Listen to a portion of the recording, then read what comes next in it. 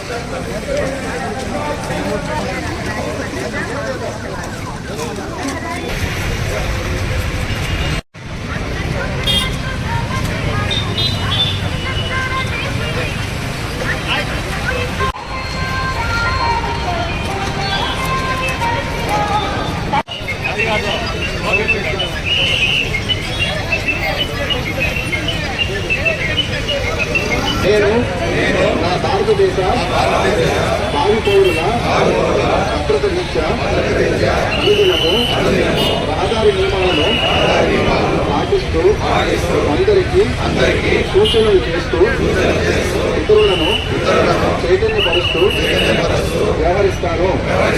అంతేకాకుండా ప్రభుత్వం నిర్ణయించిన రహదారి నియమాలను ఎట్టి పరిస్థితుల్లోనూ అతిక్రమించనని దీనికి విద్యనని ఈ రోజున దైవసాక్షిగా ప్రమాణం చేస్తున్నాను. గౌరవనీయులు Chittoor MLA as well as CUDA chairman as well as senior official from the judiciary as well as from the police official అందరికీ నా తరఫున ఇది ఒక పెద్ద సమస్య. జిల్లాలో రోడ్ యాక్సిడెంట్స్ ఎక్కువ నంబర్లో జరుగుతున్నాయి. గత ఒక 3 సంవత్సరం డేటా చూస్తే 350 వరకు మరణం జరిగింది. సుమారుగా ప్రతి ఒక్క సంవత్సరం చూస్తే 120 నుంచి 130 వరకు మరణం జరిగింది. ఈ సంవత్సరం రీసెంట్లీ చూస్తే 50% 2 వీలర్స్ యాక్సిడెంట్ జరిగింది. అండ్ దీంట్లో కూడా రీసెంట్లీ 90% చూస్తే అందరూ యంగ్స్టర్స్ ప్రారంభం అవుతున్నాయి. ఇది ఒక పెద్ద సమస్య. జిల్లా స్థాయి మనం కొన్ని నిర్ణయం తీసుకుంటున్నాం. నేషనల్ హైవే సేఫ్టీ కోసం ఎలా ఇంప్రూవ్మెంట్ చేయాలి, బ్లాక్ స్పాట్స్ ఎట్లా ఐడెంటిఫై చేసిన తర్వాత ఎలా రెక్టిఫై చేయాలి అంతా చేయడం జరుగుతుంది. కొన్ని సక్సెస్ అవుతున్నాయి, కొన్ని ఇంకా పని చేయడం జరుగుతున్నాయి. కానీ నా రిక్వెస్ట్ అందరికీ స్పెషల్ యంగ్స్టర్స్కి దయచేసి ఇది అర్థం చేసుకోవాలి.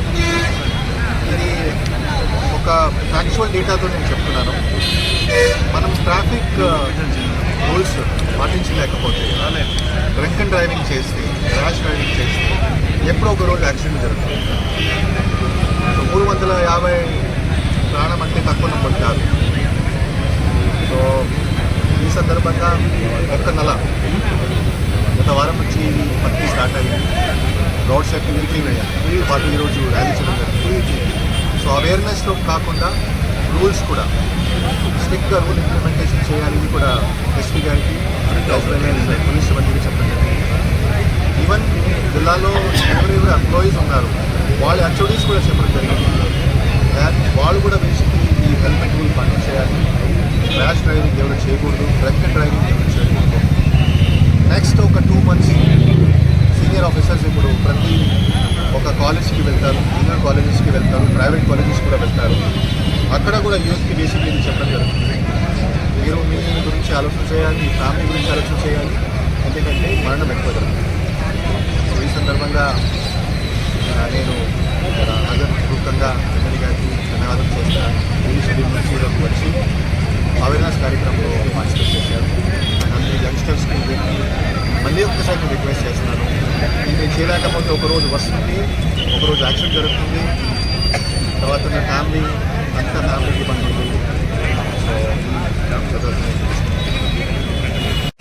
ఈరోజు ఇటువంటి కార్యక్రమాలని అడిగిన తక్షణం కలెక్టర్ గారు కావచ్చు, మన జ్యుడిషియరీ నుండి వచ్చిన మేడం గారు కావచ్చు, అలాగే మా కూడా చైర్మన్ కావచ్చు, అలాగే తెలుగుదేశం పార్టీ నాయకులు కార్యకర్తలు అందరూ కూడా ఈ కార్యక్రమానికి ఇచ్చేసి అక్కడ దర్గా సర్కిల్ నుండి గాంధీ బొమ్మ దాకా ప్రజల్లో అవగాహన కల్పించడానికి నడుచుకొని రావడానికి సహకరించిన ప్రతి ఒక్కరికి కూడా పేరు పేరున హృదయపూర్వక నమస్కారాలు. ఏవైతే ఇప్పుడు కలెక్టర్ గారు చెప్పినట్టు 350 కుటుంబాలు వారి ప్రాణాలు కోల్పోవడం జరిగింది. హెల్మెట్ ధరించి బైక్ తోలే దీనివల్ల చిన్నపాటి ఇబ్బంది ఉండొచ్చు, కానీ ప్రాణాలు కాపాడుకునేకంటూ చాలా సేఫ్టీ అది.